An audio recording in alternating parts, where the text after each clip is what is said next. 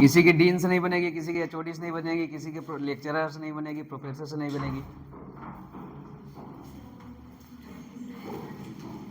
But उसमें भी कोई कोई होता है जिससे सबकी बनती है वो कैसा होता है जानते हो? चाटुकार होता है बिल्कुल। हाँ मैम, हाँ ठीक ठीक मैम, बिल्कुल कर देंगे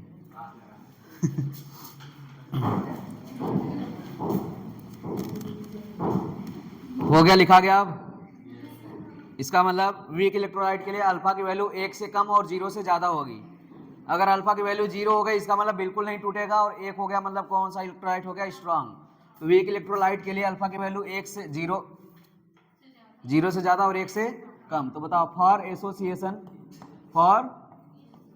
एसोसिएशन, बताओ वांट ऑफ फैक्टर का फार्मूला एक बार समेट के लिख रहा हूँ। वांट ऑफ फैक्टर का फार्मूला क्या आया? 1 minus alpha plus alpha by एन। और फॉर डिसोसिएशन क्या आया?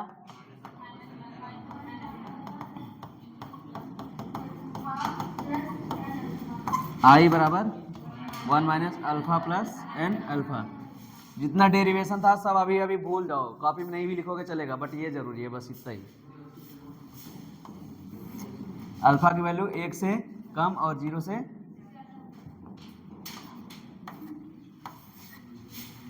लिख डालो। और स्ट्रॉन्ग इलेक्ट्रोलाइट के लिए तो जानते ही हो तुम लोग, अल्फा की वैल्यू कितनी होती है? 1। मार के मुंह तोड़ देंगे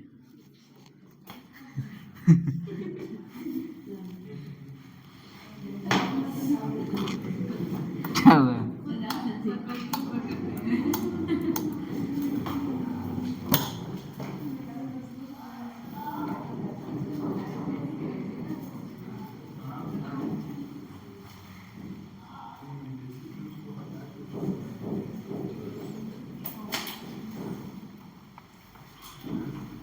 हो गया? सब लोग का हो गया? अब जैसे देखते हैं हम लोग स्ट्रांग और वीक इलेक्ट्रोलाइट दोनों के लिए वांटा फैक्टर की वैल्यू निकालते हैं, ठीक है। जैसे फॉर एसोसिएशन मैंने दे दिया, मैंने क्या दे दिया? मैंने 2 भी दिया। क्या दिया? 2 भी दिया, या ए भी 2 दे दिया, चलो कोई बात नहीं। इसको पहले डिसोसिएट करते हैं। क्या दिया है? A B 2। ए बी 2 आगे जाके कैसे टूटेगा बताओ? नहीं, ए प्लस 2 बी माइनस, ऐसे टूटेगा? बोलो। अब वांट ऑफ फैक्टर दोनों निकालना है। आई, एक बार इसको स्ट्रांग सोच के निकालो और एक बार इसको क्या सोच के निकालो? वीक। तो देखो दोनों में वैल्यू क्या आएगी? अलग। स्ट्रांग सोच के निकालोगे तो सीधा सीधा क्या रखोगे? आई बराबर 3/1, तो क्या आएगा? 3। बट अगर वीक सोच के निकालोगे तो बताओ डिसोसिएशन हो रहा है तो आई की वैल्यू कैसे आएगी? 1 minus alpha plus n alpha. तो 1 माइनस अल्फा की वैल्यू नहीं दिया हमको, एन की वैल्यू कितनी हो रही है इधर? मोल 3 मोल हो रहा है। फिर अल्फा, तो बताओ कितना आया? ये आ गया वैल्यू। कितना बनेगा? 1 माइनस, हाँ सॉरी, 1 प्लस 2 अल्फा। तो देखो आई की वैल्यू अब क्या आई? ये आई। अब अल्फा की वैल्यू दिया रहेगा तो रख दोगे। रखना किस में है? फ्रैक्शन में। किस में? फ्रैक्शन में, मतलब परसेंटेज में नहीं रखना है। मान लो अगर 50% आ रहा है तो कितना रखोगे? 1/2। तो कितना होगा? 2 होगा, 2। तो वांटा फैक्टर 2 आएगा। और एसोसिएशन का अगर देखना है तो बताओ एसोसिएशन का कैसे देखेंगे? 2 भी इधर है, इधर बन रहा है, या 3 भी ले लेते हैं। कितना ले लेते हैं? 3b, इधर बन जा रहा है ये b3। तो बताओ वांट ऑफ फैक्टर, एक बार इसको स्ट्रांग सोच के निकालो, एक बार इसको वीक। तो स्ट्रांग सोच के निकालोगे तो कैसे आएगा? आई बराबर कैसे आया? कैसे कैसे? आई बराबर 1/3। और अगर वीक सोच के निकालोगे तो क्या हो रहा है? एसोसिएशन। तो एसोसिएशन का फॉर्मूला क्या है? 1 minus alpha plus alpha by एन। तो आई बराबर 1 minus alpha plus alpha by कितना?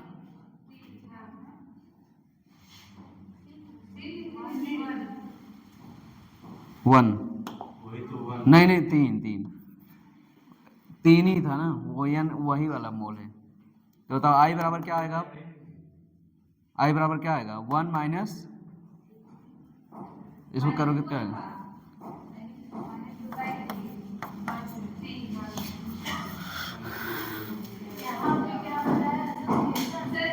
हाँ बता रहा हूँ, कहाँ एसोसिएशन हो रहा है ना, पहले तीन भी अलग अलग थे, बाद में आके एक इकट्ठा हो गए। आई ब्राउ 1+1/2।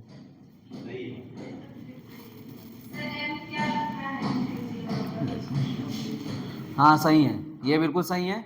इसको अगर और बढ़िया से लिखना हो तो एक चीज और लिख सकते हैं, एन का मान हम देखो, अगर इधर है ये क्या हो रहा है डिसोसिएशन, तो ये वाला एन लेंगे, यहाँ एसोसिएशन तो ये वाला एन लेंगे। जो मोल हमको दिख रहा है शुरुआत में वही लेना है। यहाँ पे जितने मोल बाद में मिले वो, और एसोसिएशन में जितने मोल शुरुआत में उतना मोल लेना है।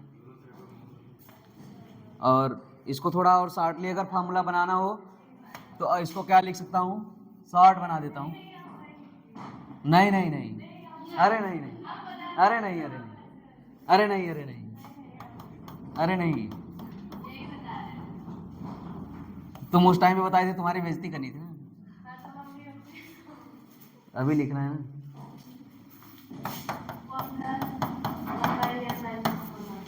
चलो बहुत ज्यादा तीर नहीं मार दिया सब लोग। हाँ बात सही है, सही। चलो अपने आप को स्मार्ट समझने की गलती ना करें। हाँ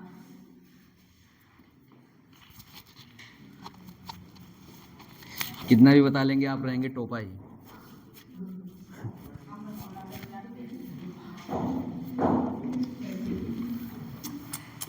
लेकिन जब तुम लोग शांत हो जाओगे तो मजा कैसे आएगा।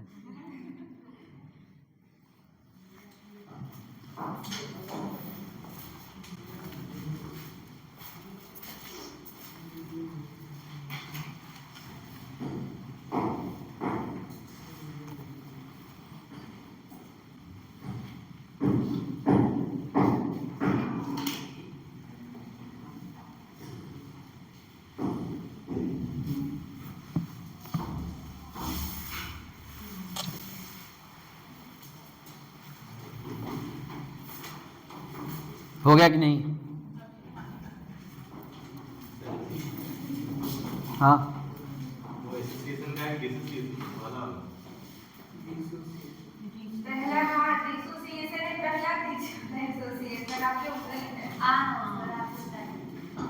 रुक जाओ यार, पहले पेशेंट का कॉल आ रहा है।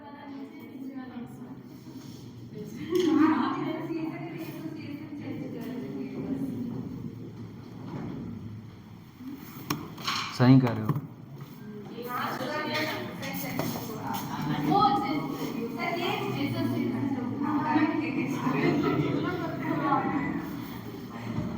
बहुत हरामी है तुम लोग।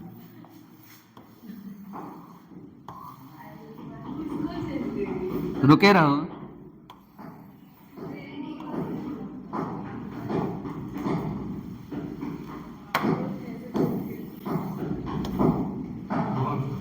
सही है ना।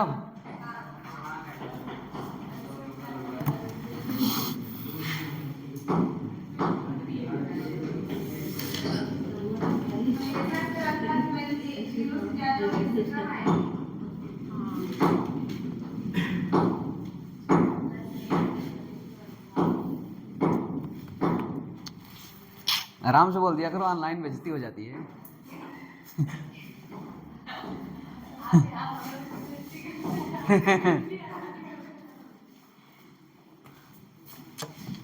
ऑनलाइन बेइज्जती मतलब बहुत भारी पड़ जाता है।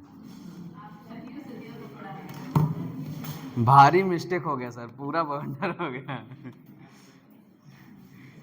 अब देखो कोऑर्डिनेशन केमिस्ट्री जानते हो, कोऑर्डिनेशन कंपाउंड जानते हो, कोऑर्डिनेशन कंपाउंड लिख रहा हूं।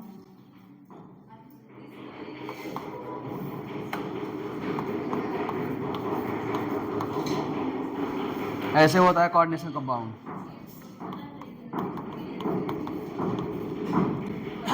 अरे यार बहुत शोर हो रहा है।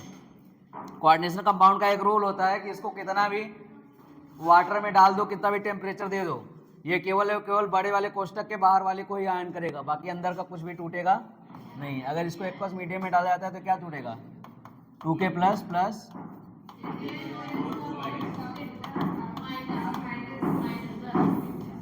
-2 ना। मतलब एक कोऑर्डिनेशन कंपाउंड पानी में जाता है तो केवल और केवल क्या टूटता है, बाहर के आयन, उसकी लिगेंड की एंटिटी नहीं टूटती। लिगेंड की एंटिटी मतलब बड़ा वाला कोष्टक नहीं टूटता, केवल और केवल क्या टूटता है, उसके जो बाहर रहता है। समझ में आया?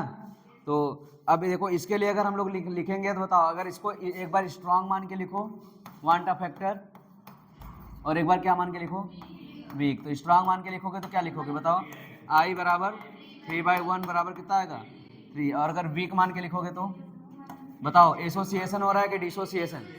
डिसोसिएशन का फॉर्मूला क्या था, 1 प्लस ये था ना। तो बताओ आई बराबर 1 प्लस 3 माइनस 1 इंटू अल्फा, तो क्या आएगा 1 प्लस 2 अल्फा। छाप लो इसको। हैं ये क्या हो रहा है, 2 अल्फा सही है, करेक्ट है।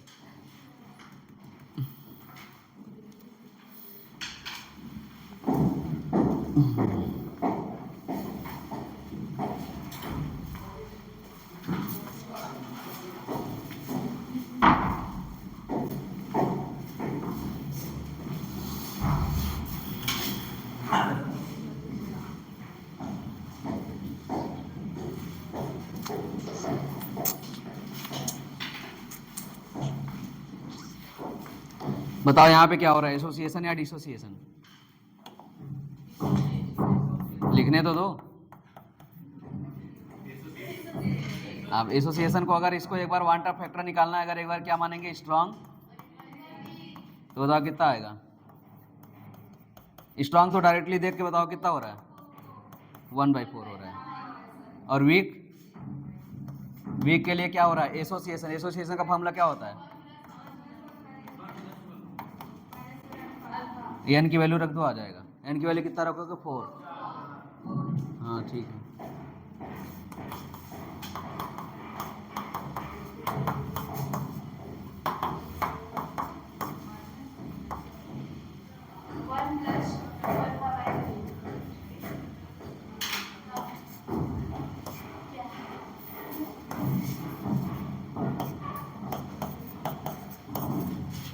इसको अगर रखना रहेगा तो 1/4 अल्फा,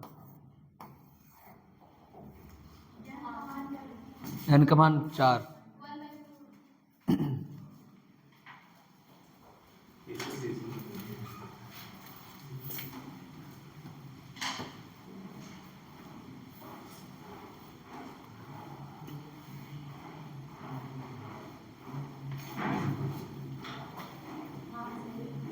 सही है ना? तो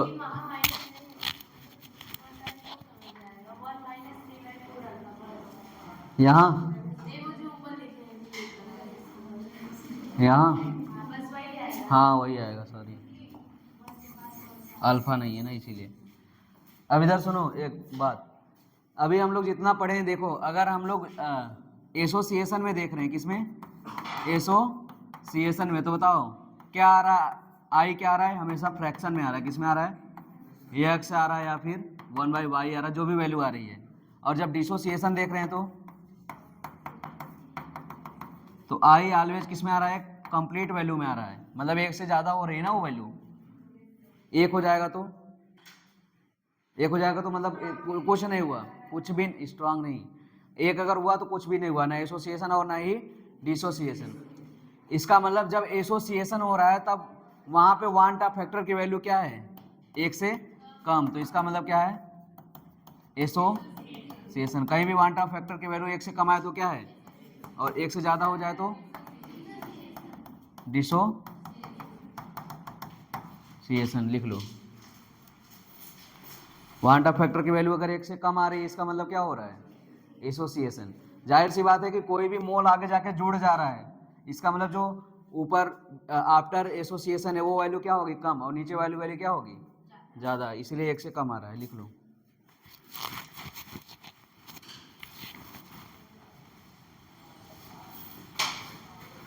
वांट ऑफ फैक्टर की वैल्यू एक अगर आ जाए तो नहीं, स्ट्रांग नहीं, स्ट्रांग में अल्फा की वैल्यू एक होती है, वांट ऑफ फैक्टर की वैल्यू तो पूछ रहा हूँ।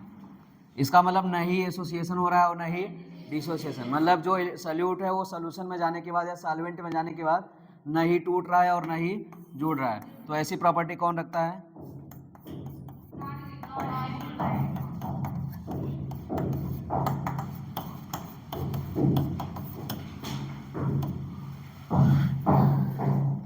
लिखो खटाखट।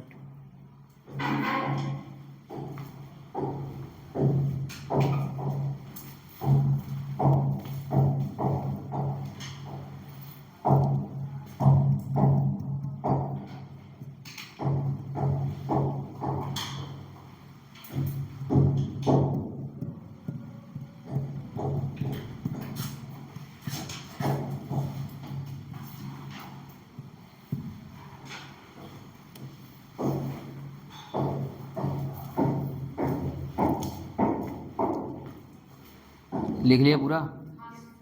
चलो अगला देखो। देखो वाटर एक कैसा है, प्योर सॉल्वेंट होता है और बहुत ही अच्छा सॉल्वेंट होता है। तो जब बेंजोइक एसिड, बहुत अच्छा एग्जांपल है, जब बेंजोइक एसिड किसमें जाता है? In water. बेंजोइक एसिड का फॉर्मूला बताओ। हाँ, बेंजीन में जब COOH जुड़ जाता है तो उसे क्या बोलते हैं? तो अगर मान लो अगर हमारे पास बेंजोइक एसिड है C6H5COOH, ये किस में गया? वाटर। वाटर का मतलब कैसा सोल्यूशन हो गया वो? एक्वस। तो ये क्या हो जाएगा? C6H5COO माइनस और प्लस H प्लस। तो जब बेंजोइक एसिड वाटर में जाता है तो वो क्या हो जाता है? टूट जाता है। टूटने का मतलब ये क्या हो रहा है यहाँ पे? डिसोसिएशन। तब यहाँ पे वांट ऑफ फैक्टर की वैल्यू क्या आएगी? डिसोसिएशन हो रहा है, सुनो पहले, डिसोसिएशन हो रहा है बट जितने भी ऑर्गेनिक एसिड होते हैं सब कैसे होते हैं? Weak electrolyte. कैसे होते हैं? Weak electrolyte. तो बताओ स्ट्रांग अगर होता तो सीधा सीधा वांट ऑफ फैक्टर क्या दिख रहा है? 2, सीधा 2 दिख रहा है ना। बट वीक इलेक्ट्रोलाइट में डिसोसिएशन का फॉर्मूला क्या होता है? 1 plus n minus 1 alpha. n की वैल्यू रखो, कितना है? 2 माइनस 1 अल्फा। कितना आएगा ये? 1 प्लस अल्फा। हाँ, 1 प्लस अल्फा। ये हो गया जब बेंजोइक एसिड किस में जाता है? वाटर में। बट अगर बेंजोइक एसिड को बेंजीन में ही डाला जाए, किस में डाला जाए?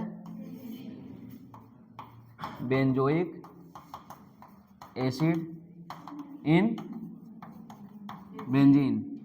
तो जब बेंजोइक एसिड बेंजीन में जाता है तो वो टूटता नहीं जबकि एसोसिएट हो जाता है। जब वाटर में जाता है तो डिसोसिएट हो जाता है, जबकि बेंजोइक एसिड जब बेंजीन में जाता है तो क्या हो जाता है? एसोसिएट। एक ही मोल थोड़े डालेंगे, बहुत सारे मोल डालेंगे, है कि नहीं? तो बताओ ये आगे जाके क्या हो जाएगा? एसोसिएट हो जाएगा। तो क्या बनेगा? C6H5 डाइमर बना लेता है, COOH का क्या?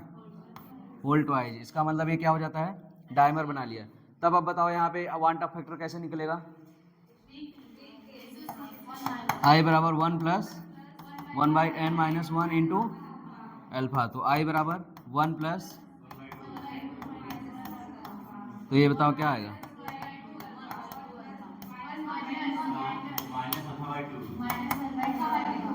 इंटू क्या? अल्फा। या फिर क्या लिख सकते हैं? अल्फा/2। तो देखो अलग अलग सॉल्वेंट के केस में जो वांट ऑफ फैक्टर आ रहा है बेंजोइक एसिड के लिए, वो दोनों क्या हैं? अलग अलग। ठीक, लिख लो इसको। इसका मतलब वांट ऑफ फैक्टर किस पे भी डिपेंड करता है? सॉल्वेंट के नेचर पे भी डिपेंड करता है। हाँ, वाटर कैसा होता है? पोलर होता है। बेंजीन कैसा होता है? Non polar. तो सॉल्वेंट का नेचर कैसा होगा वो उस पर क्या डिपेंड होता है? Want Hoff factor. छाप लो इतना।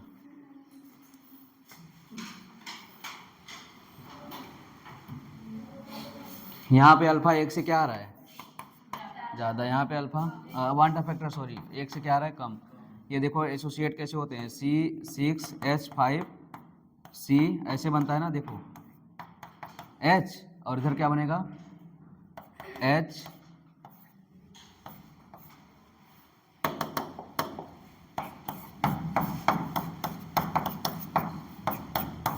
तुमको पता है कि हायर इलेक्ट्रोनेगेटिविटी और हाइड्रोजन मिलके कौन सा बॉन्ड बनाते हैं?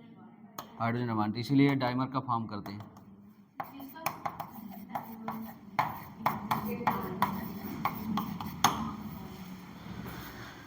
लिखो जल्दी जल्दी।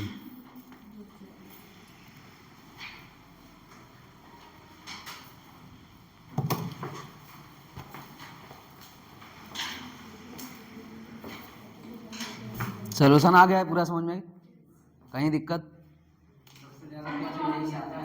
हाँ सबसे ज़्यादा क्वेश्चन इसमें प्रेजेंट टाइम में यही से दे रहा है। सबसे ज़्यादा क्वेश्चन आते हैं जरूर ऐड करता है, चाहे कुछ भी पूछे। सबसे पॉइंट पूछिए कभी वो ऐसा ही देख के पूछता है। वाट फैक्टर से काफी पूछे। क्वेश्चन में अगर नॉन इलेक्ट्रोलाइट बोल दिया तो कितना भी हाफ फैक्टर दिया रहे उसका कोई वैल्यू नहीं है, क्योंकि अब सॉल्यूट कैसा हो गया? Non electrolyte. तो वहाँ वांट हाफ फैक्टर की वैल्यू देखो यहीं पे लिखवाया हूँ, कितना होता है 1। उसको नहीं मिलोगे तो चल जाएगा। ये लोग लगा देते हैं। बोलेंगे कि नहीं, ये लोग ही नहीं, सभी लड़के सोचते हैं कि वांट हाफ फैक्टर दिया तो उसका यूज करना है कहीं ना कहीं, तो उसका यूज करने देंगे पहला ऑप्शन मिलेगा जब मल्टीप्लाई करोगे तो। यूरिया कैसा सॉल्यूट है? ग्लूकोज, सुक्रोज और साल्ट, जितने भी एसिड होते हैं सब।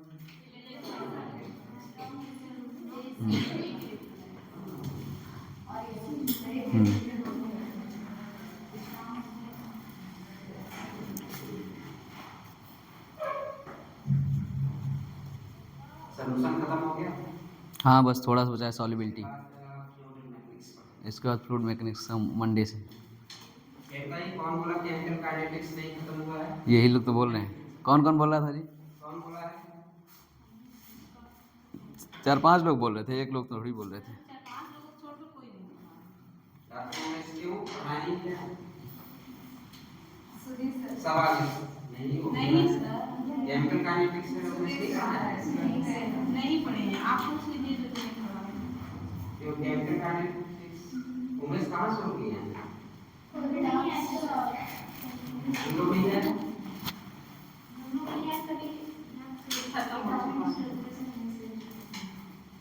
तो एग्जाम में पूरा उनको दिया गया था ना केमिकल काइनेटिक्स।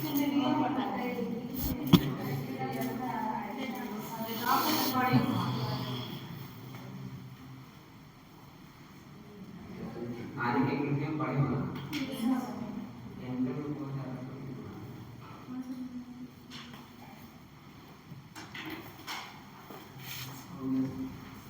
हो गया सबका?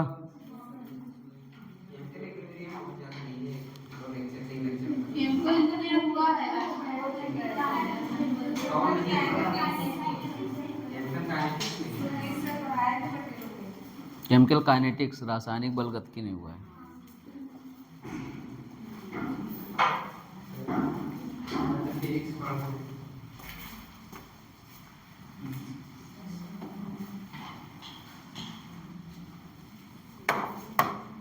अगला इंपॉर्टेंट फार्मूला होता है आई बराबर नॉर्मल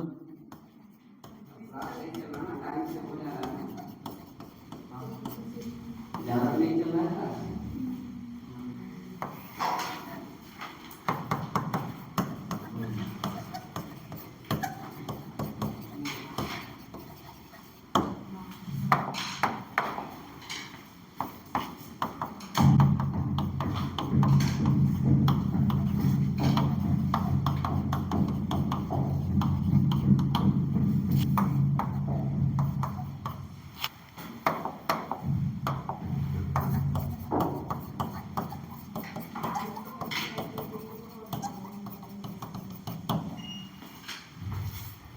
ऑब्जर्व्ड मोलर मास का मतलब क्या होता है? जो एक्सपेरिमेंट करके क्या हम लोग देख रहे हैं,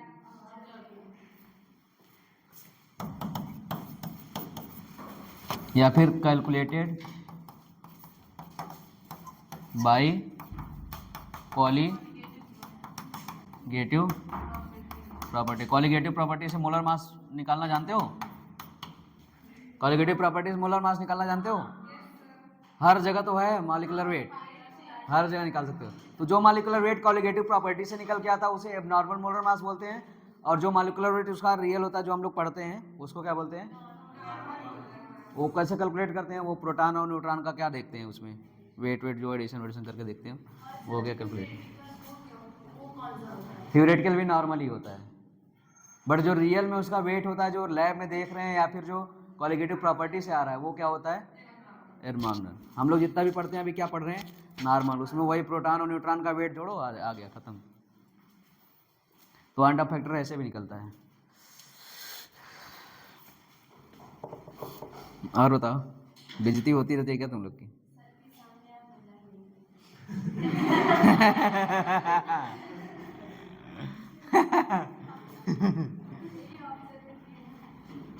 अच्छा, तुम लोग ये ऑब्जर्व कर रहे हो क्या?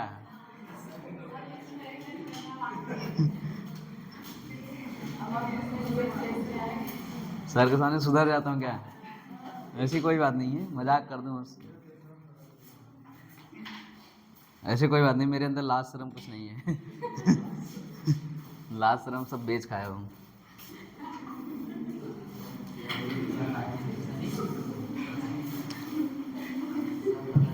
बताओ, डिसोसिएशन के केस में क्वांटम फैक्टर 1 से ज्यादा होता है कि कम?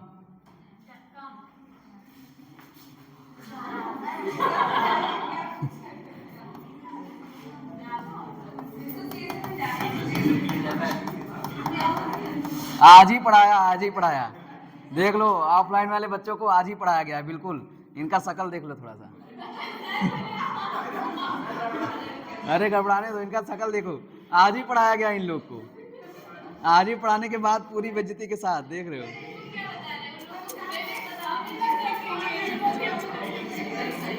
जो भी देखेगा, आओ सेट करो इसको। आओ, जरूरी था ना। आओ, आज ही पढ़ाने के बावजूद भी नहीं पता है, बताओ। शकल तो दिखा दी ना, जूम करना चाहिए था कागज लोग को। सही है ना? देखो, डिसोसिएशन के केस में आई क्या होना चाहिए? 1 से ज्यादा। 1 से ज्यादा कब होगा? जब नॉर्मल मोलर मास एब्नॉर्मल किससे? एब्नॉर्मल मोलर मास से। और अगर एसोसिएशन का केस देखना है तो आई क्या होना चाहिए? 1 से कम। तो डायरेक्ट लिखता हूं इसको, इसका मतलब normal molar mass less than होना चाहिए किससे? एब्नॉर्मल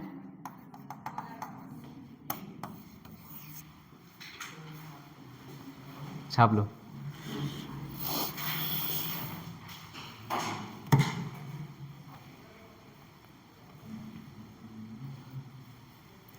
पुष्पा नाम सुन के फ्लावर समझे क्या?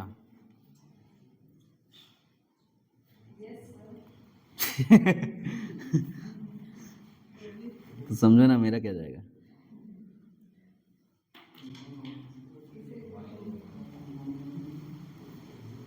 यार, अगर क्वेश्चन कराने के चक्कर में पड़ा तो सिलेबस नहीं खत्म होगा।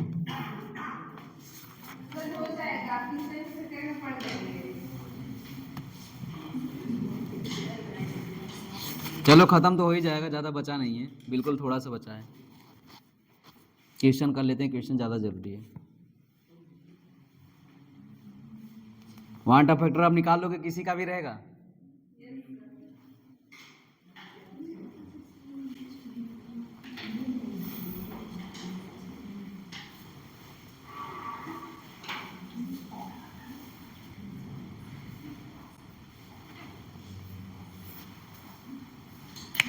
बेरियम हाइड्रोक्साइड का क्वांटम फैक्टर अगर पूछ लिया तो ये कैसे टूटेगा?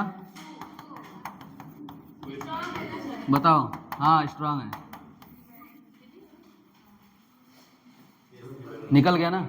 पहला क्वेश्चन ऐसे निपटा दिया। करो जल्दी से। हाँ, वही सब क्वेश्चन करेंगे। हो गया ना? पहला क्वेश्चन लिखो जल्दी से उसको। पहला क्वेश्चन में यही पूछा था कि what is the quantum factor in aqueous solution of barium hydroxide. तो मैं लिख दिया हूं, तब बता रही हूँ ना।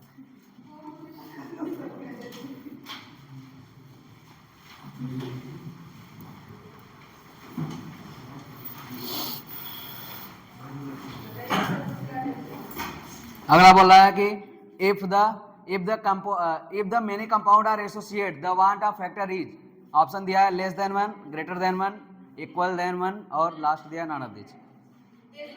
हाँ आ गया ना समझ में। वांट ऑफ फैक्टर क्या होगा, लेस देन 1।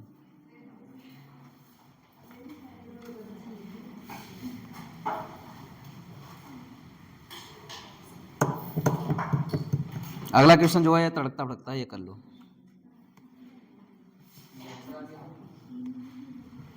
कहा था क्या हुआ यार, कहा भैया बता उसका। चलो लिखो क्वेश्चन, क्वेश्चन लिखो एकदम थड़थड़ा के लिखना। The molar elevation constant of water, the molar elevation constant of water is 0.52 kelvin KG पर मोल। The molar elevation constant of water is 0.52 Kelvin kg per mole. The molar elevation constant of water is 0.52 Kelvin kg per mole. The boiling point of 1 molar aqueous KCl solution. The boiling point of 1 molar aqueous KCl solution.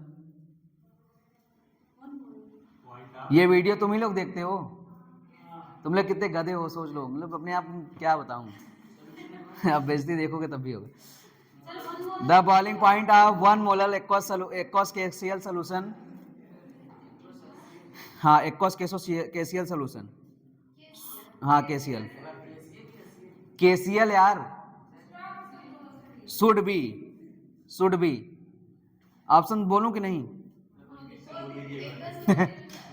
The molar elevation constant of water is 0.52 Kelvin kg per mole. The boiling point of 1 molar aqueous KCl solution.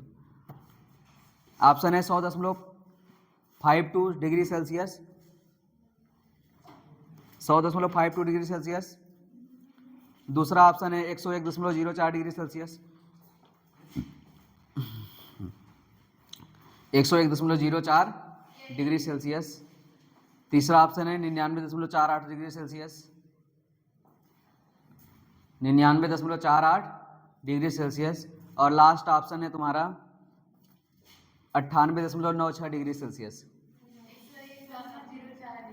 98.96 degree Celsius. पहले कह लीजिए अगर बात बता जाए, ज़्यादा दिमाग मत लगा कर। अगर ये नॉन इलेक्ट्रोलाइट होता, जो सल्यूट डला है नॉन इलेक्ट्रोलाइट होता, तो ऑप्शन कौन सा सही था? अगर ये नॉन इलेक्ट्रोलाइट होता, इधर सुनो, तो ऑप्शन कौन सा सही होता? सीधा सीधा क्या रखते हम लोग, केबी इंटू मोलैलिटी रखते, तो 0.52 इंटू 1 ये इतना आता, और 100 में इसको क्या कर देते, 0 कर देते। तो पहला ऑप्शन था। बट ये बताओ इस बार जो केसीएल है वो कैसा है, इलेक्ट्रोलाइट है, वो भी स्ट्रॉन्ग इलेक्ट्रोलाइट है, कैसे टूटेगा, K प्लस Cl माइनस, तो वांट ऑफ फैक्टर बोलो 2। तो बताओ केबी में क्या करेंगे अब, I इंटू केबी इंटू, तो बताओ 2 इंटू 0.52 इंटू 1, तो कितना आएगा ये 1.04। तो बताओ हमको क्या निकालना है, केबी डैश, तो क्या करेंगे,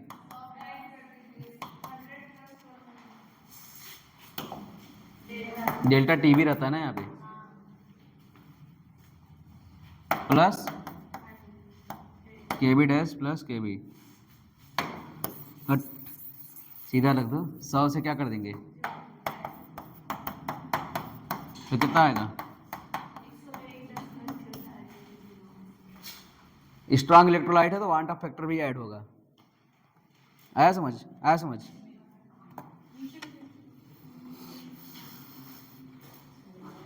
ये इसको नहीं लिखना है, ये तो नॉन इलेक्ट्रोलाइट के लिए वो लिख दिया हूँ। गोबर रहेगा तुरंत लिख, हाँ डगडर बनोगे तो तुम्हारी मम्मी बोलेंगे हमारा बेटिया डगडराइन बेगा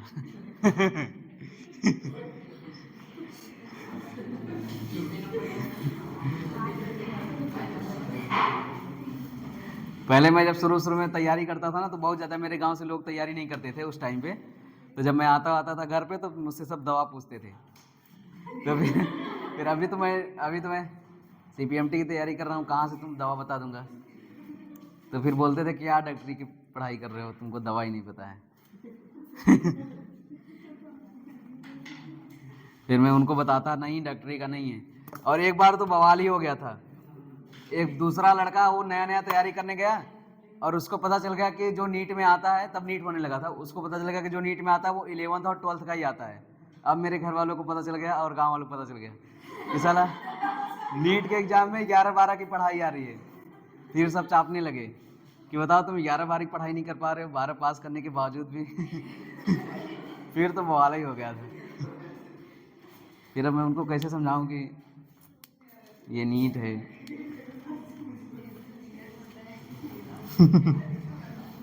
उनको लगता था कुछ दूसरी पढ़ाई होगी, बाद में पता चला कि 11-12 का ही पढ़ना है।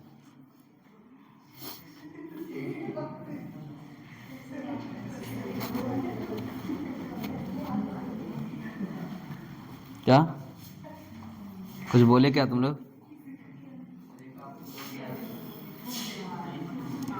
चलो क्वेश्चन लिखो।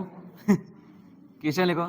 Which of the following 0.10 molar aqueous solution, which of the following 0.10 molar aqueous solution,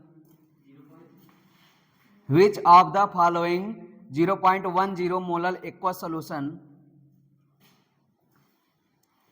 अभी मेरा कॉलेज में एडमिशन हुआ है तो सब बोलते हैं नौकरी पा गए हो, सैलरी आती है, खर्चा वर्चा करो। तो मैं उनको कैसे समझाऊं कि सैलरी नहीं आ रही है। जानकारी नहीं है ना, जानकारी का अभाव। Which of the following 0.10 molar aqueous solution, which one will exhibit the largest freezing point depression, which one will exhibit the largest freezing point depression, which one will exhibit the largest freezing point depression। First option लिखो KCl, first लिखो KCl, second लिखो glucose. हाँ पहला KCl, दूसरा glucose, तीसरा aluminium sulphate. कैसे लिखोगे? हाँ एल्युमिनियम सल्फेट। और लास्ट वाला लिखो पोटेशियम सल्फेट। हाँ आंसर सही है। ये पूछ रहा है कि किसका फ्रीजिंग पॉइंट में डिप्रेशन सबसे क्या होगा, ज़्यादा। तो जिसका वांटा फैक्टर ज़्यादा होगा उसका डिप्रेशन भी क्या होगा, क्योंकि KB सबके लिए सेम है और मोलैलिटी सबके लिए सेम है। तो बचा क्या, वांटा फैक्टर। तो अब बताओ किस पे डिपेंड करेगा, वांटा फैक्टर पे। पहला ऑप्शन का वांटा फैक्टर कितना होगा 1, दूसरा ऑप्शन का वांटा फैक्टर कितना होगा, सॉरी 2 होगा, 2। दूसरा का कितना होगा, 0 नहीं 1।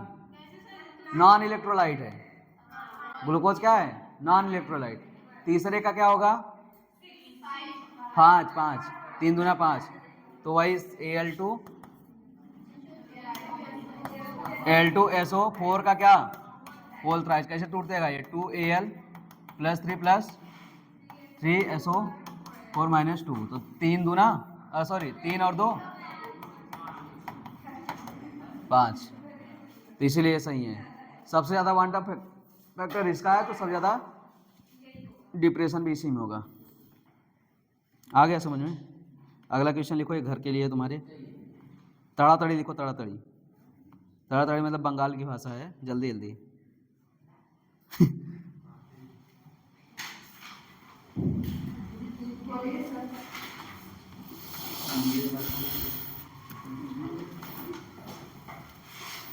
The freezing point depression constant of water is, बताओ कितना होता है, फिक्स होता है दोनों का। वाटर का बॉइलिंग पॉइंट 1.8 से।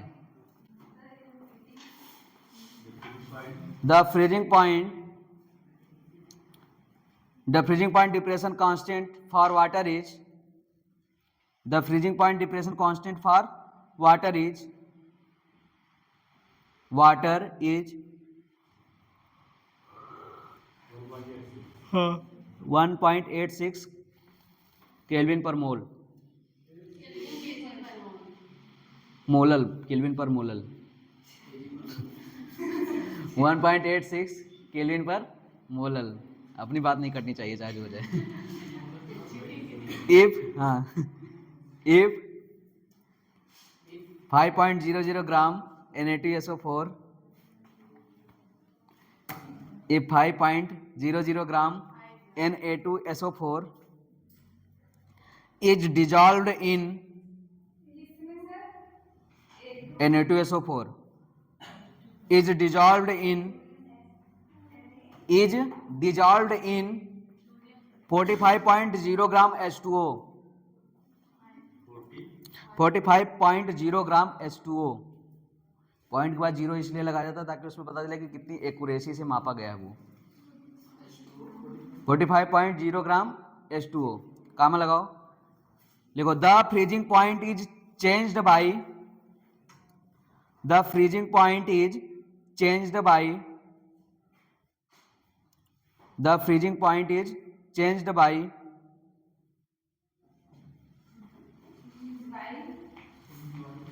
हाँ changed by minus 3.72 degree Celsius, minus 3.72 degree Celsius.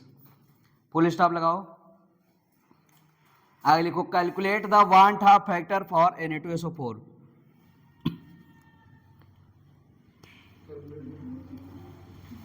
Calculate the van't Hoff factor for Na2SO4।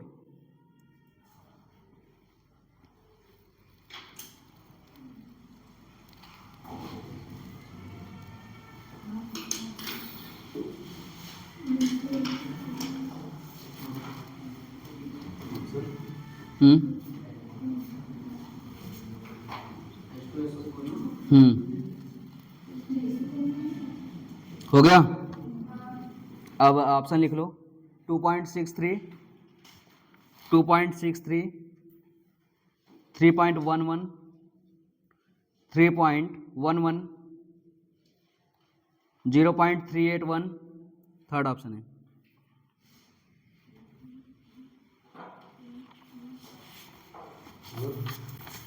Zero 0.381 and last वाला है 2.05, 2.05 निकाल लोगे आराम से, ठीक है। Na2SO4 का मॉलिक्यूलर वेट निकाल लेना, Kf की वैल्यू दिया है। हाँ आराम से निकाल लोगे, ठीक है। बोलो चलो ये निकाल लेना, फर्स्ट ऑप्शन सही है। अब देखो पूरा का पूरा जो भी हम पढ़ाए हैं वांटा फैक्टर से केवल 2 प्रकार के क्वेश्चन बनते हैं पूरे एग्जाम में, पूरे जितना भी पॉसिबिलिटी होगा केवल कितने प्रकार के क्वेश्चन बनेंगे 2। तो सबसे पहला ऐसे लिख देता हूँ, देख लो, एक केस 1 बनता है और दूसरा क्या बनता है केस 2। समझ रहे हो कि नहीं? केस 1 और केस 2 दोनों केस जीत गए तो काम हो गया। सबसे पहले दे देगा तुमको कॉलिगेटिव प्रॉपर्टी दे देगा और आई और अल्फा पूछेगा, और या तो फिर अल्फा दे देगा और आई और कॉलिगेटिव प्रॉपर्टी पूछेगा, बस यही बनता है। कॉलिगेटिव प्रॉपर्टी दे देगा मतलब डिफरेंशियल जो भी होता है प्रॉपर्टी क्या करेगा गिवन, और क्या पूछ सकता है, या तो आई पूछ लेगा, पहले आई पूछेगा तो फिर बाद में क्या पूछेगा इसी से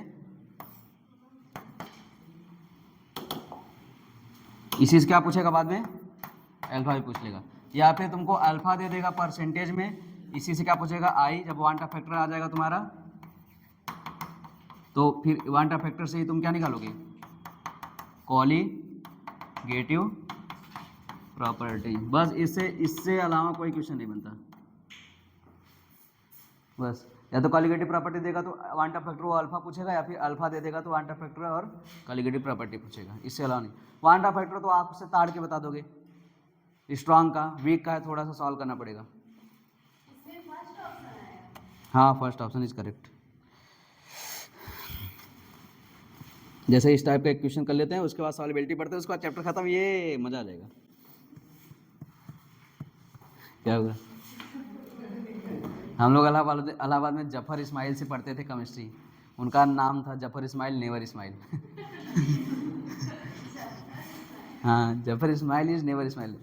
मिथिलेश सर भी उन्हीं से पढ़े हैं, मिथिलेश सर भी उन्हीं से पढ़े हैं, इलाहाबाद में सबसे अच्छा केमिस्ट्री पढ़ाते हैं। लेकिन अब के जो नए नए टीचर आए उनके सामने वो पानी कम है, लेकिन उस टाइम पे वही अच्छे थे।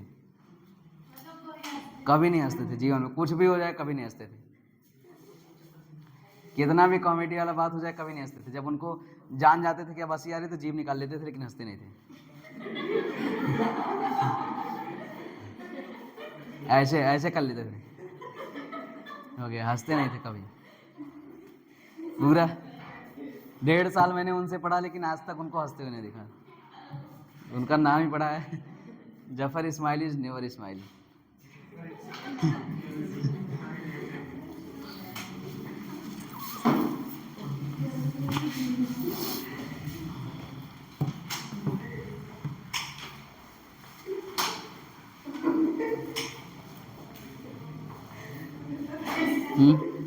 क्या हुआ है?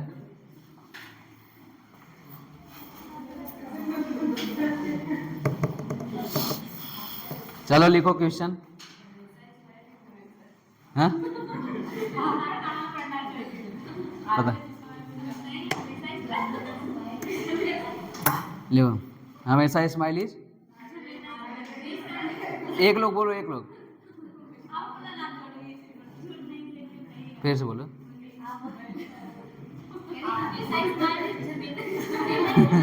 क्या लिखा?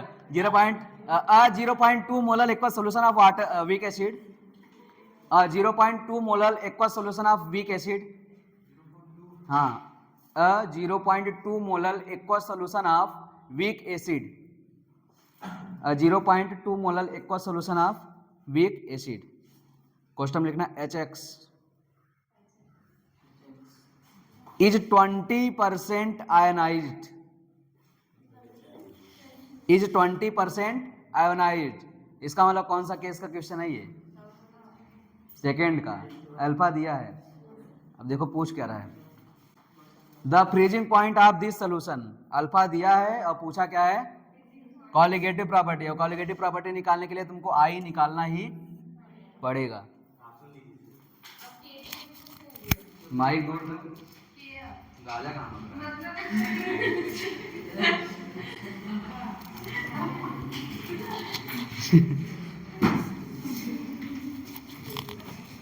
ऑप्शन दिया है ना? हाँ, KF दिया है, KF, KF लिख लो, KF लिखो। 1.86 kelvin per molar of for water, 1.86 kelvin per molar for water, KF। Option लिख लो।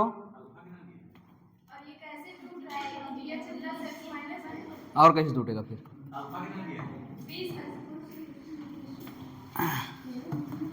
अल्फा, अल्फा नहीं, पहले ऑप्शन तो लिखो। -0.45 डिग्री सेल्सियस ऐसे टूट रहा है ये HX, देखो ऐसे टूट रहा है कुछ।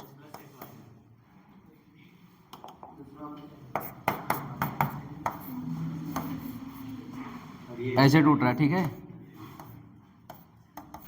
देखो टूट गया। नहीं तो अब जानते हो HX कैसे टूटेगा। फर्स्ट ऑप्शन लिखो -0.45 डिग्री सेल्सियस, सेकेंड ऑप्शन लिखो -0.90।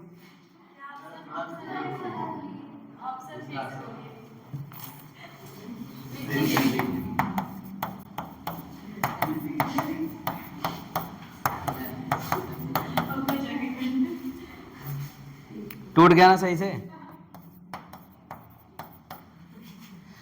वो 4 ऑप्शन है, ये कर लो। इसके बाद सॉल्वेबिलिटी पढ़ के खत्म करते हैं चैप्टर।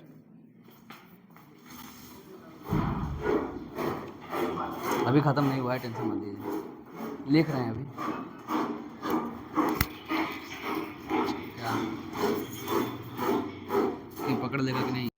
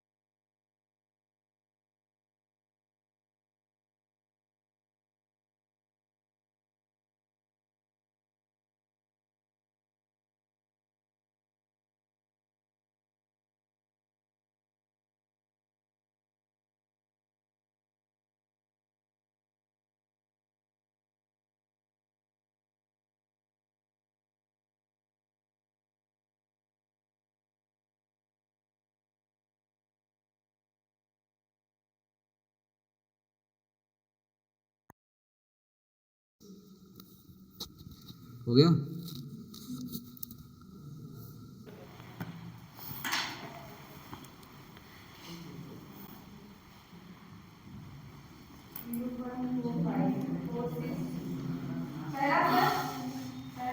हाँ फर्स्ट ऑप्शन इज करेक्ट। जल्दी जल्दी यार, सॉल्युबिलिटी खत्म करके मुझे निकलना भी है।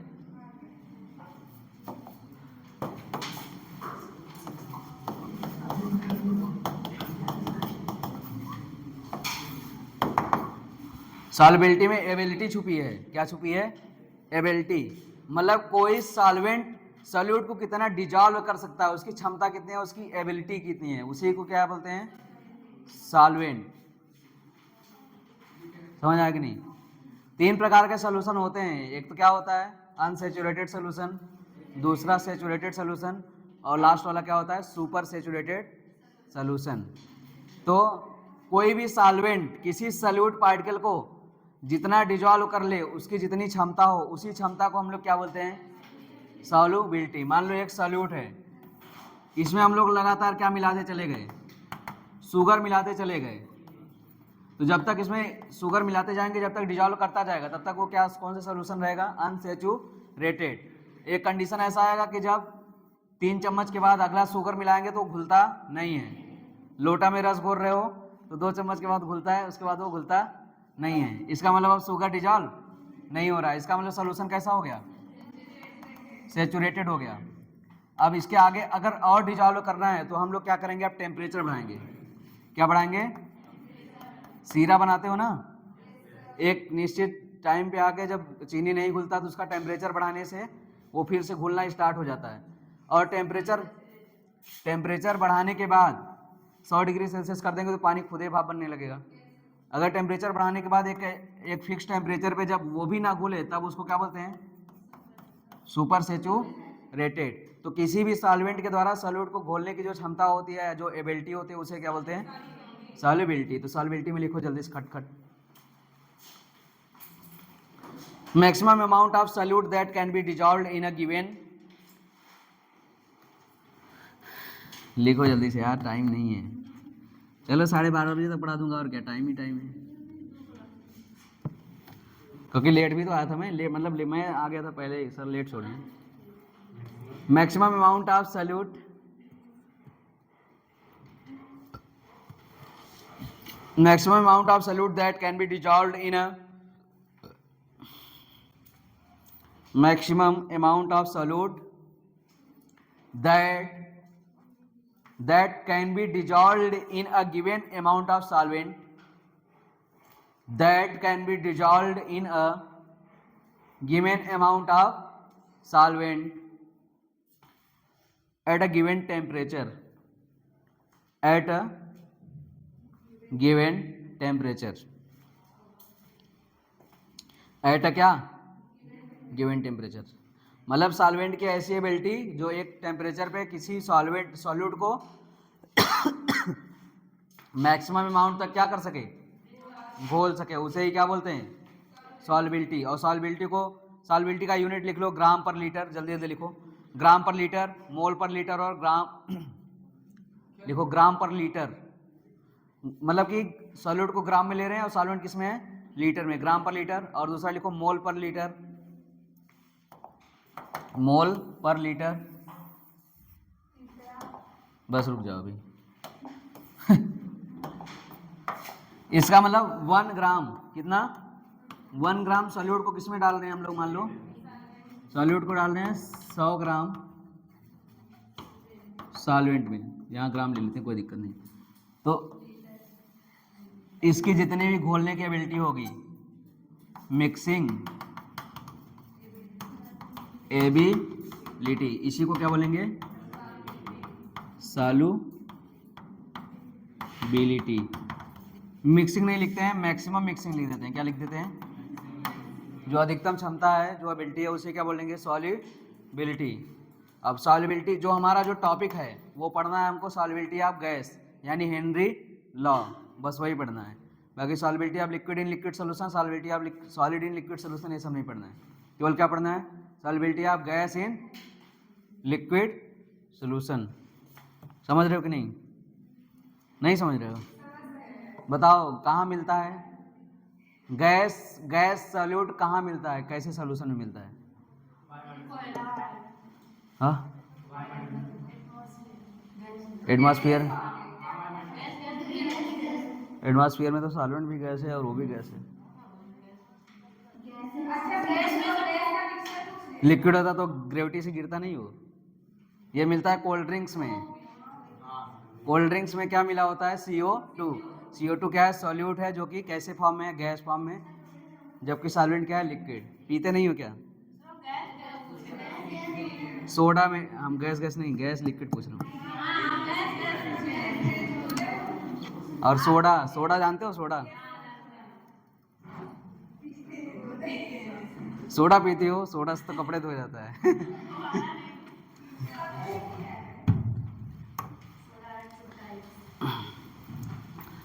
एक लिख लो,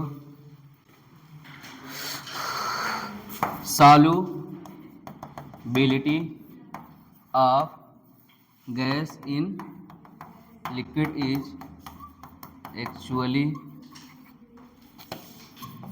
measured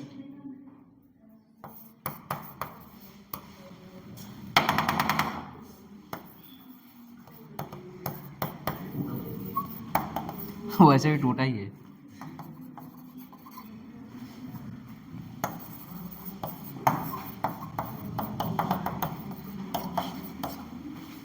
पुष्पम बोलता है ना कि बाहर जब बोलूंगा कितना माल मैंने पकड़ा है अकेले, तो बोलेंगे पिए हो, ऐसे अच्छा पी लेता हूँ।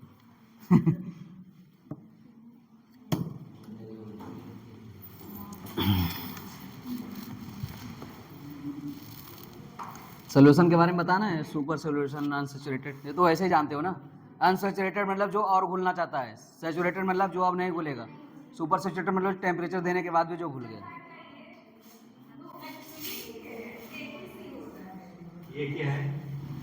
एक्चुअली सही तो है,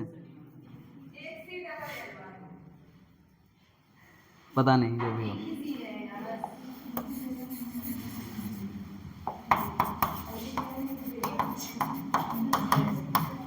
बात नहीं करनी चाहिए। लिख ले। Actually measured in mole fraction. Actually measured in mole fraction. देखो कितना सी है, देख लो। एक सी है कि दो? बोलने दो ना, क्या जाता है।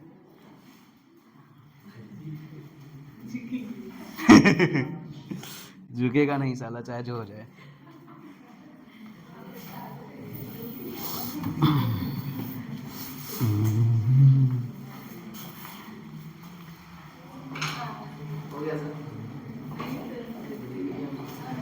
बट पुष्पा जैसा बंदा भी अपनी बीवी के सामने झुका रहता है बिल्कुल।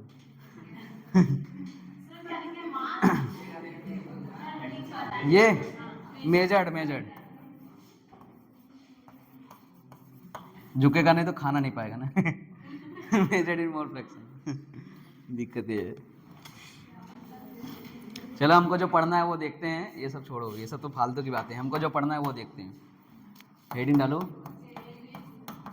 Solubility of gas in solution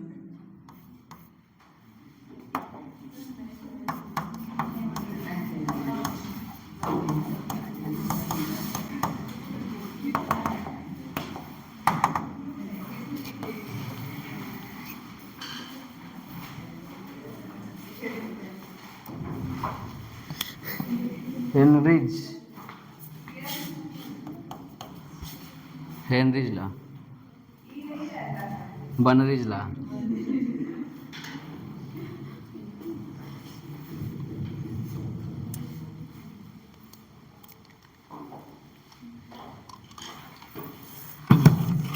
बस चैप्टर एकदम समाप्ति के कगार पे है। एकदम कैसे कगार पे है?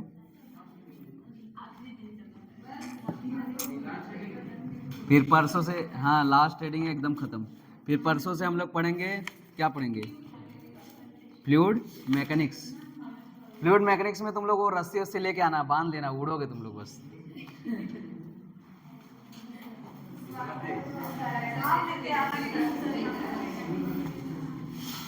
वैसे ही 2x स्पीड रहती है, 4x हो जाएगा।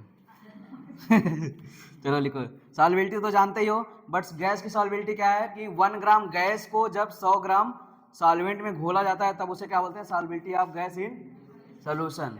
तो लिखो इसमें, the amount of gas dissolved in gram, the amount of gas dissolved in gram per 100 gram of solvent,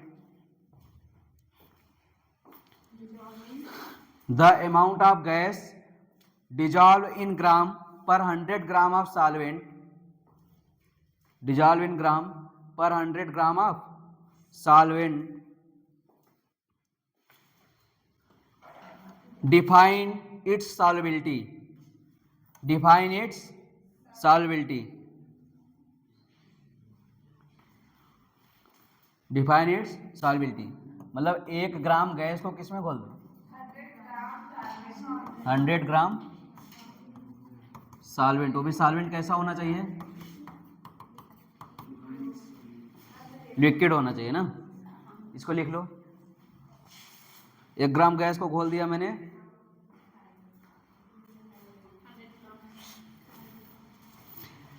solute में, अगर पुष्पा की बात की जाए सॉल्यूट में तो वो है नॉन इलेक्ट्रोलाइट, घुलेगा नहीं साला। कुछ भी हो जाए।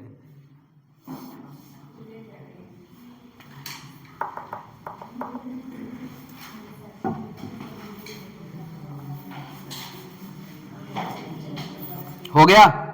अब एक बहुत ही मस्त पॉइंट लिखो, नोट में लिखना। बोलूं, लिखो, the dissolution of gas in solution is an, the dissolution of gas in solution is an, the dissolution of gas in solution is an exothermic process, is an exothermic process.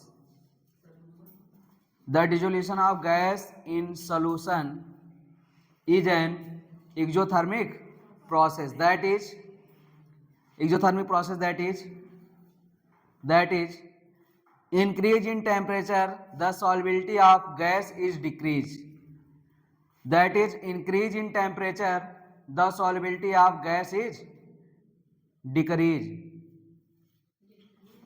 decrease होता है।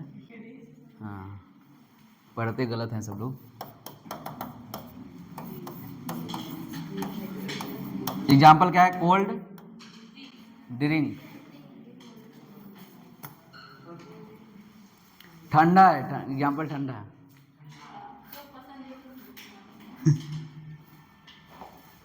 अरे कहाँ गया,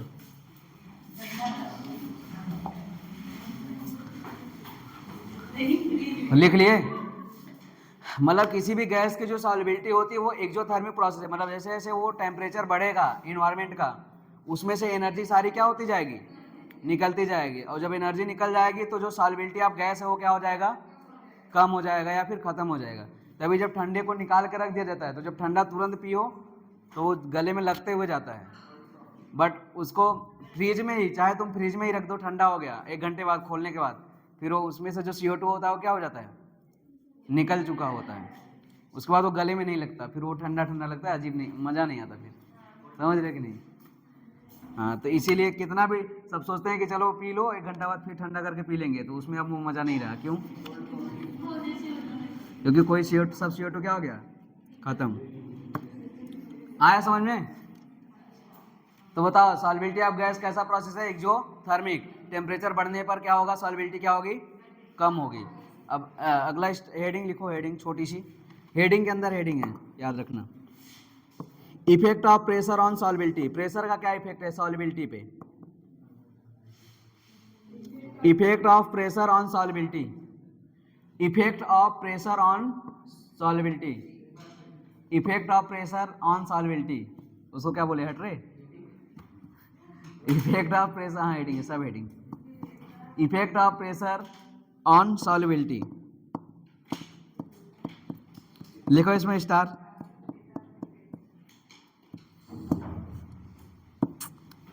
एक कहानी बताऊं, जब मैं 11th में था ना, इलाहाबाद में पढ़ता था, शैलेश ओझा पढ़ाते थे, बलिया के थे वो, केमिस्ट्री। उस टाइम पे मेरी केमिस्ट्री सबसे स्ट्रांग थी पूरे क्लास में, 300 के बच्चे में। तो फिर सर मुझे छोटा पहलवान करके बुलाते थे।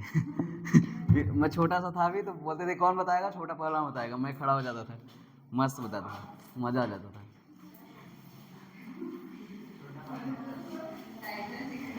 लिखो उस जो मैं स्ट्रांग किया था केमिस्ट्री, उसके भी पीछे बहुत स्ट्रांग रीजन था। चलो पहले लिखो। ऑन इंक्रीज इन प्रेशर, नहीं कैमरा चल रहा है ना।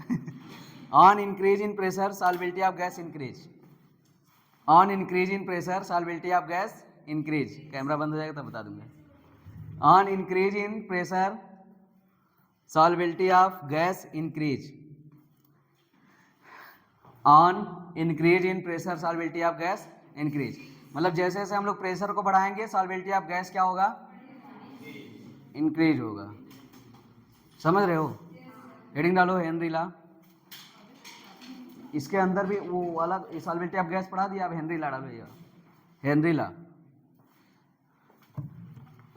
ज़्यादा बोलोगे तो यहाँ पे ऐसे कर दूंगा, तुम लोग का मुंह बन जाएगा। अरे कैसे बनता है यार? एंड हेनरी लॉ लिखो इसमें, the mole fraction of gas in solution is directly proportional to, the mole fraction of gas in solution is directly proportional to partial pressure of gas. The mole fraction of gas in solution is directly proportional to partial pressure of gas over solution. Directly proportional to partial pressure of gas over solution. ये जो Henry law होता है, ये Raoult law का एक special case होता है। फिर से सुन लो यार, the mole fraction of solution, the sorry एकदम शांति से फिर से बोल रहा हूं। The mole fraction of gas in solution is directly proportional to partial pressure of gas over solution. Partial pressure of gas over solution. Over solution मतलब solution के अंदर, अरे ओवर सोल्यूशन, इन सोल्यूशन नहीं लिख लो। चलो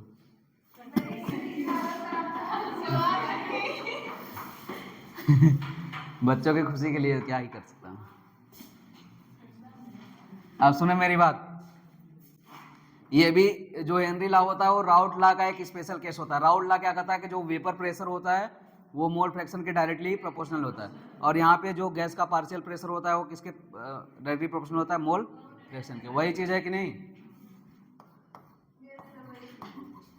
देखो एक्स गैस, ये Raoult law का केस है कि नहीं? वहां पे वेपर प्रेशर क्यों लिए थे? क्योंकि वो लिक्विड था। यहाँ पे पार्शियल प्रेशर क्यों लिए? क्योंकि ये ऑलरेडी किसमें है, वेपर में है। तो यहाँ पे वेपर प्रेशर नहीं बोलेंगे, क्या बोलेंगे, पार्शियल प्रेशर। डायरेक्टली है कि नहीं? तो बताओ पी गैस आएगा के एच को क्या बोलते हैं, हेनरी कांस्टेंट।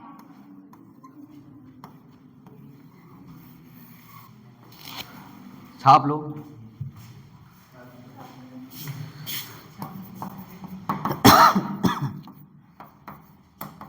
अपने से सोच के बताओ यूनिट ऑफ के एच क्या होगा एक फिजिक्स के फॉर्मूले के हिसाब से।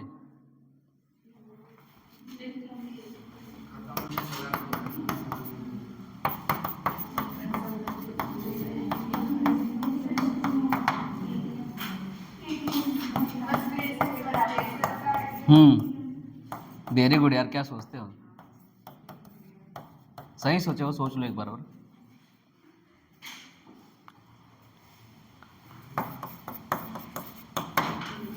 सही सोचे हो ना? दिमाग लगा लेना, बाद में बेइज्जती होगी तो चिल्लाना मत। हाँ तो फिर सोच लो ना, मैं तो बोल रहा हूँ। हाँ प्रेशर के ही बराबर आएगा, वो तो कंफ्यूज कर रहा था मैं। अभी बोल रही है फालतू बात नहीं बोल रही।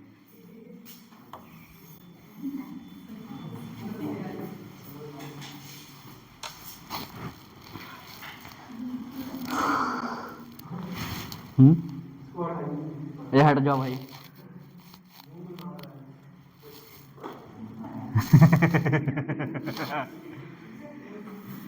देखो एक्स गैस मोल फ्रैक्शन कैसे आता है बताओ। पी गैस बराबर के एच बराबर गैस के मोल बटा सॉल्वेंट और गैस के मोल। तो एन सोल्यूशन लिख दूं। एन सोल्यूशन में दो चीजें हैं ना, गैस के मोल और सॉल्वेंट के मोल, तो ये भी फार्मूला होता है। अब बताओ एन सोल्यूशन में क्या है। हाँ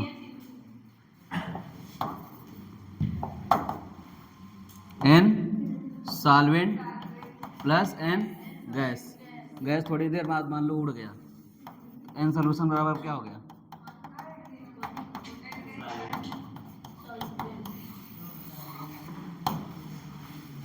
गैस का कोई भरोसा थोड़ी है।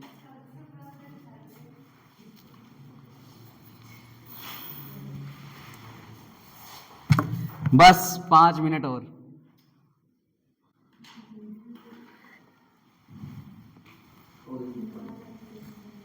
एक नोट लिखो, नोट।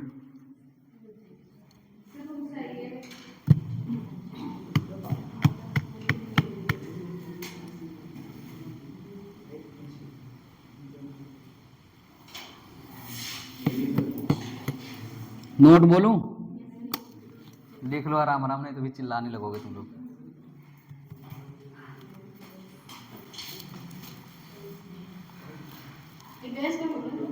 हाँ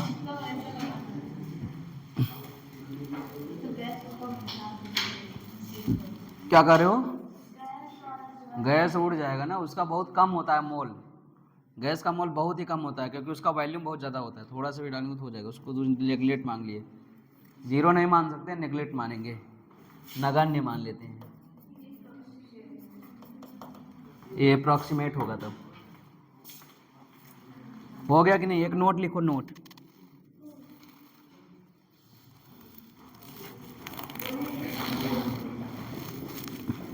लिखो Raoult's law is a special, Raoult's law is a special case of Henry law. Raoult's law is a special case of Henry law, मतलब राउल्ट्स का जो नियम है वो हेनरी लॉ का एक स्पेशल क्या है, केस है। Raoult's law is a special case of Henry law, इसीलिए हेनरी लॉ ने जो दिया था, हेनरी ने जो दिया था उसी को राउल्ट लॉ ने फिर बाद में संशोधित किया। लिक्विड के लिए क्या लिख दिया, vapour pressure of gas directly proportional to mole fraction. पहले हेनरी लॉ। हाँ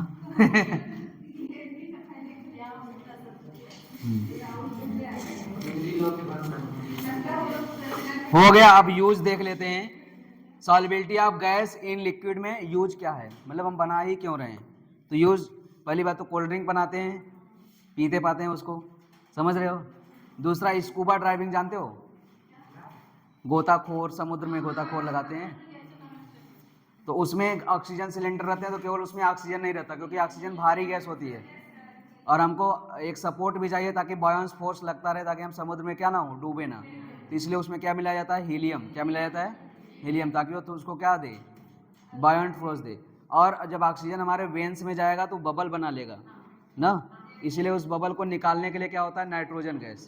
तो एक लिक्विड, मतलब ऑक्सीजन लिक्विड में डाला जाता है, उसमें दो चीज़ें गैस में मिलाई जाती हैं। तो ये कौन सा सोल्यूशन हो गया, गैस सोल्यूशन इन लिक्विड। तो ये पहला यूज लिखो, स्कूबा ड्राइविंग। स्कूबा ड्राइविंग जानते हो ना, समुद्र में जो गोताखोर लगाते हैं। पढ़ लेना है, आप मोबाइल में देख लेना स्कूबा डाइविंग एक बार अपना डिटेल, एनसीईआरटी में है स्कूबा डाइविंग। उसके जस्ट बगल लिखो कंपोजिशन ऑफ सिलेंडर, उसके जस्ट बगल लिखो composition of cylinder, composition of cylinder लिखो। 32% O2। कल टेस्ट नहीं है, ठीक है, कल टेस्ट नहीं है, बस कल क्लास है मनीष सर का, 4 घंटा 5 घंटा जो भी हो। नहीं टेस्ट नहीं है कल। टेस्ट अगर बोलो टेस्ट चाहिए तो मेरे पास मुश्किल से 1 मिनट में क्वेश्चन निकल आएगा क्योंकि एक ऐप रखा हूँ स्पेशल। हाँ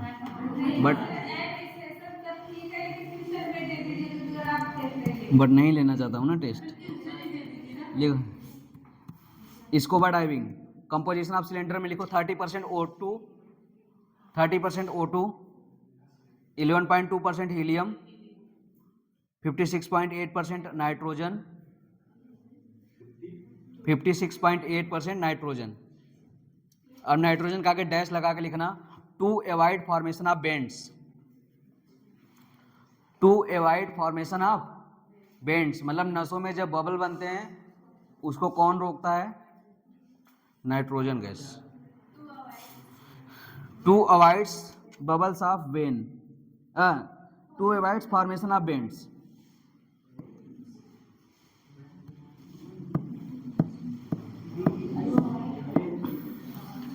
अब देखो जब हम लोग हिल पे जाते हैं, पहाड़ों पे जाते हैं, तो वहां पे एटमॉस्फेरिक प्रेशर क्या होता है? कम।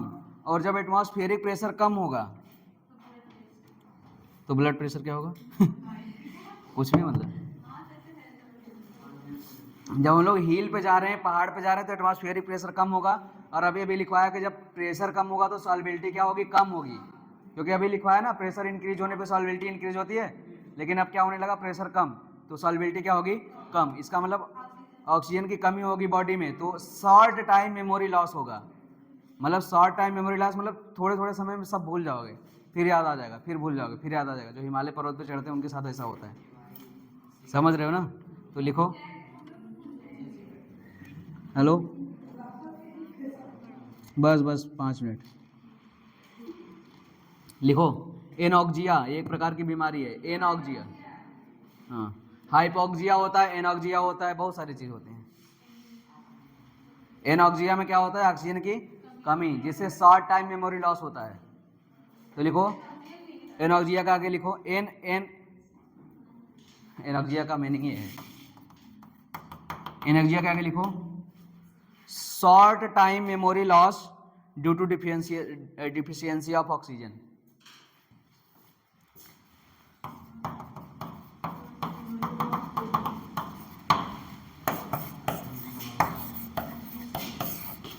Short time memory loss due to deficiency of oxygen. रे पानी तो है।